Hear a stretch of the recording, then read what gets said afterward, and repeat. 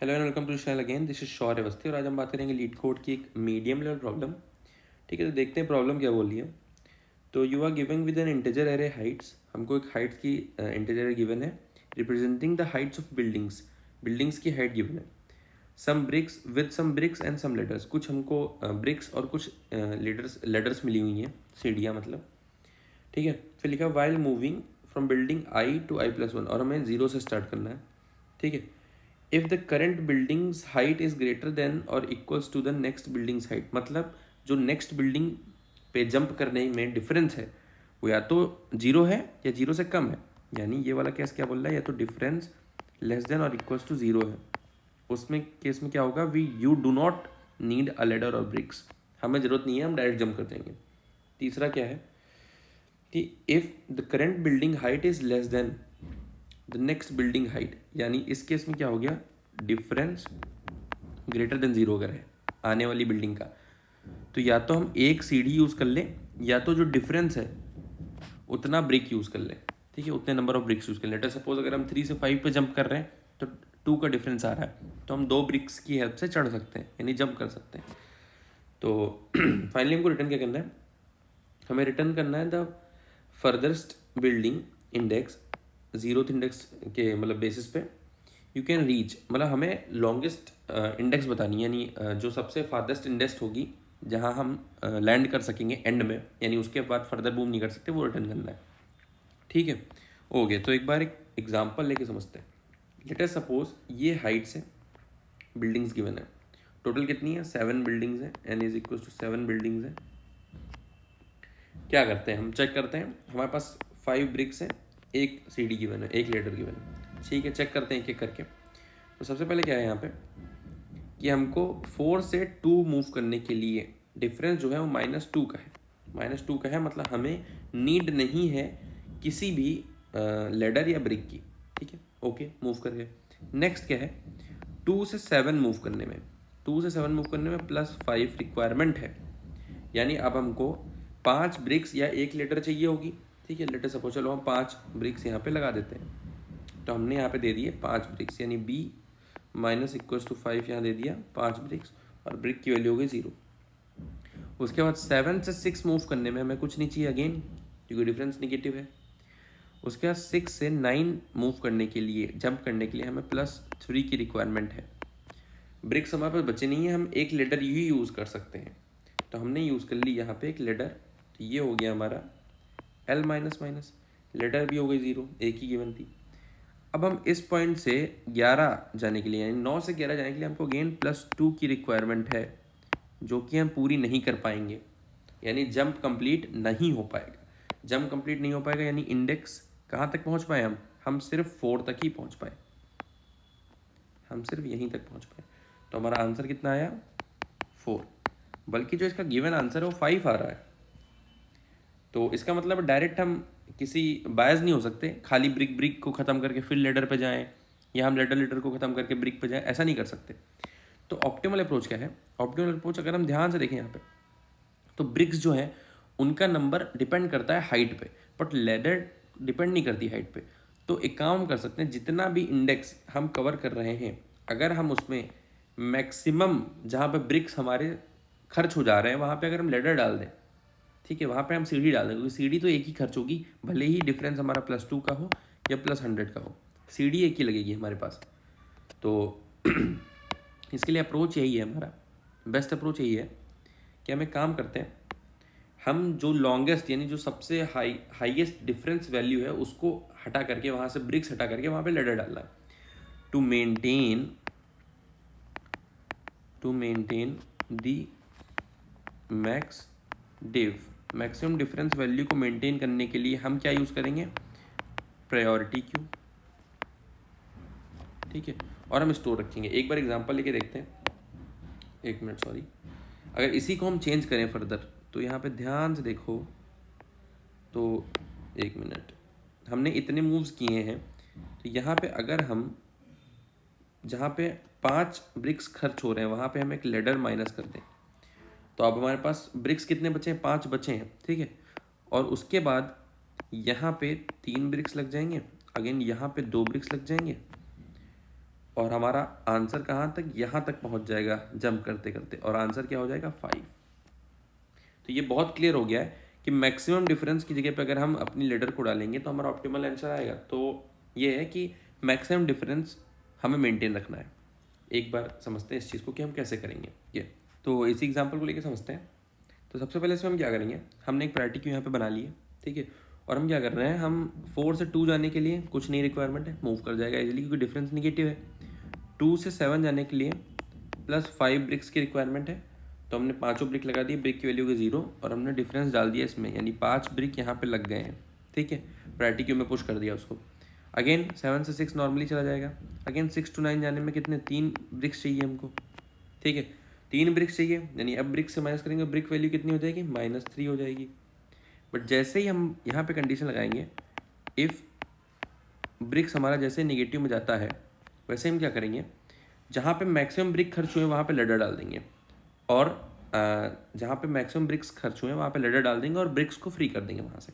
तो हम क्या करेंगे, मैक्सिमम कहाँ पे खर्च हुए हैं, सिंपल सी चीज़ है भाई, यहाँ पे +3 और ऐड हुआ ये वाला, ठीक है। बट यहाँ प्रायोरिटी क्यू में टॉप पे कौन सा रहेगा, मैक्स एलिमेंट, तो ये होगा टॉप पे। तो हम क्या करेंगे, यहाँ पे bricks plus equals to PQ.top, top यानी जो मैक्सिमम ब्रिक्स जहाँ पे खर्च हो उनको फ्री करते हैं, वहाँ पे यूज़ करते हैं लेडर को एक एक माइनस करके वहाँ पे लेडर दे देते हैं, ठीक है। और सिंपली इस चीज़ को क्लोज करते हैं, ठीक। तो यहाँ पे क्या है, जैसे ही हमने PQ.top किया तो 5 ब्रिक्स फ्री हो गए, जैसे ही फ्री हुए तो हमने यहाँ पे +5 कर दिया, तो हमारा आंसर कितना आ गया, -3 + 5 कितना आया, -3 + 5 इज इक्वल टू हमारा करंट 2 हो गया, ठीक है। तो हमारे पास 2 ब्रिक्स अवेलेबल हो गया और हमने लेडर एक माइनस कर दिया, तो लेडर हो गया हमारे पास 0, ठीक। अभी हमारे पास 2 ब्रिक्स अवेलेबल है। अब हम नेक्स्ट अगर देखें तो आगे हम जब बढ़ेंगे, हमारे इसमें 3 पड़ा हुआ है सिर्फ, क्योंकि 3 ही ब्रिक्स हमने यूज़ किए हैं, यहाँ पे हमने लेडर यूज़ कर ली, ठीक। और ये पॉप कर दिया, ठीक है। 1 मिनट, यहाँ पे इसको पॉप भी करना पड़ेगा, PQ.pop, क्योंकि वहाँ पे अब ब्रिक्स नहीं यूज़ हो रहे हैं, वहाँ पे अब लेडर यूज़ हो रही है, ठीक है। तो इसको पॉप कर दिया। हम प्रायोरिटी क्यू में वही स्टोर करेंगे कि मैक्सिमम ब्रिक्स कहाँ पे यूज़ हो रहे हैं, वही मेंटेन करना है। नेक्स्ट, यहाँ से यहाँ जाने के लिए कितने, 2 ब्रिक्स चाहिए। अगेन हमारे पास ब्रिक्स अवेलेबल है, हाँ भाई ब्रिक्स अवेलेबल है, कितना है, 2 है, 2 लग गया यहाँ पे, ये हो गया 0। आगे बढ़ेंगे, यहाँ से यहाँ जाने के लिए हमको +4 ब्रिक्स चाहिए, तो मतलब -4 में चला जाएगा। अब माइनस में गया, नेगेटिव में गया, तो यहाँ देखते हैं क्या हुआ। फिर हम देखेंगे B+ equals to priority queue में टॉप पे क्या था, 3 था, टॉप पे L माइनस कर रहे हैं, ठीक है। तो टॉप पे जैसे ही हमने फ्री किया 3 को, तो ये क्या हो गया, -1 हो गया।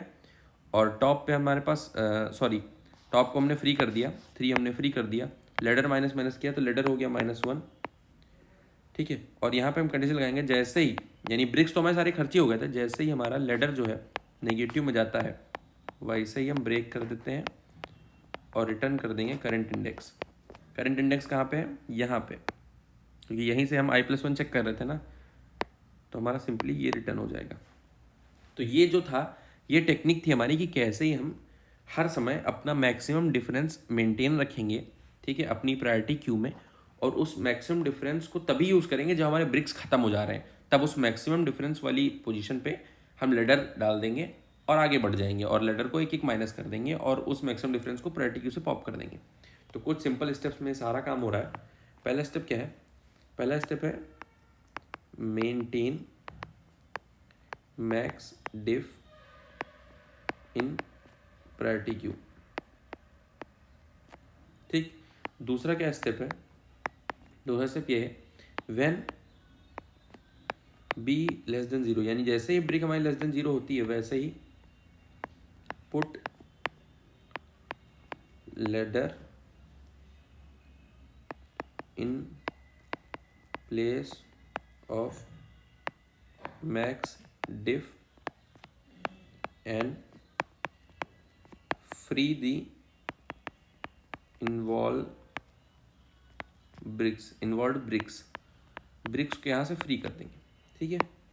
दूसरा स्टेप ये जैसे ज़रूरत होता है। और उसके बाद हम यहाँ पे क्या देख कर रहे हैं, तीसरा स्टेप क्या है, ठीक है, इफ़ लेडर इज 0, जैसे लेडर खत्म हो रही है वैसे ही हम क्या कर दे रहे हैं, ब्रेक कर दे रहे हैं। तो 3 स्टेप में पूरा काम खत्म हो जा रहा है। फाइनली हम अपना रिटर्न कर देंगे इंडेक्स अपनी, ठीक है, आई डी एक्स को रिटर्न करेंगे। ये आई डी एक्स क्या होगी, जो मूव कर रही है कि करके, यानी जो भी लूप हम चला रहे हैं आइटरेट करने के लिए अपने फॉर लूप को, यानी अपनी पूरी एरे को। ओके, ठीक है, तो एक बार इस चीज़ को हम कोड करके देखते हैं। तो सबसे पहले यहाँ पे हम क्या करेंगे, अपनी प्रायोरिटी क्यू को इनिशियलाइज करेंगे। ठीक है, उसका नाम दे दिया पी क्यू।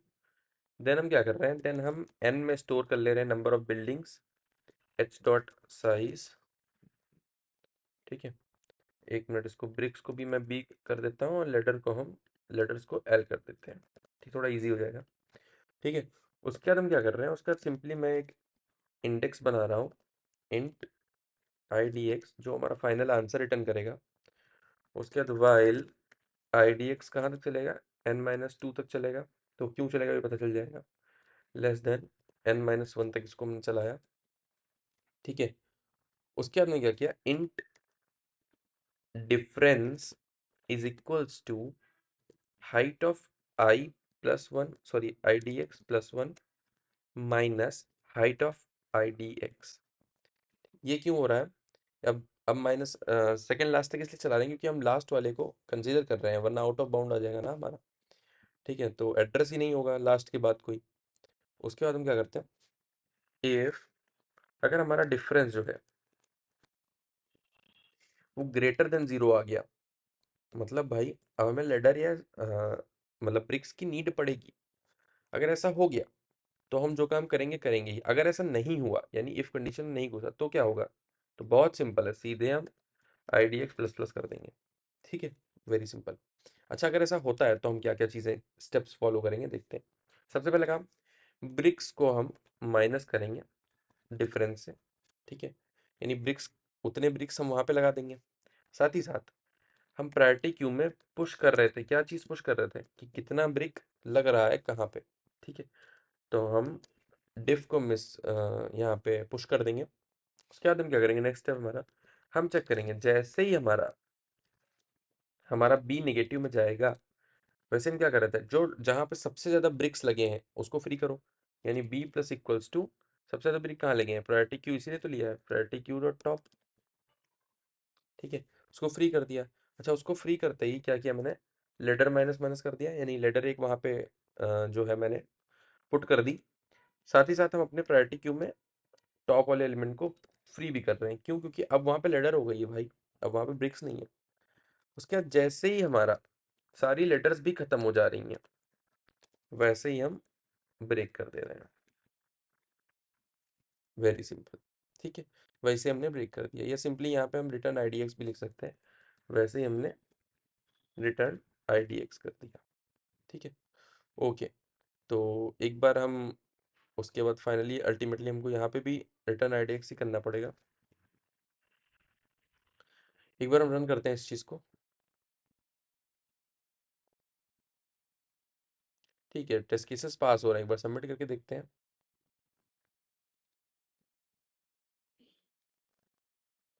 ठीक है, सक्सेसफुली सबमिट हो रहा है। So thank you so much for watching this video. अगर वीडियो पसंद आया तो वीडियो को लाइक करिए, चैनल को सब्सक्राइब करिए। मिलते हैं अपने अगले वीडियो में, तब तक के लिए बाय।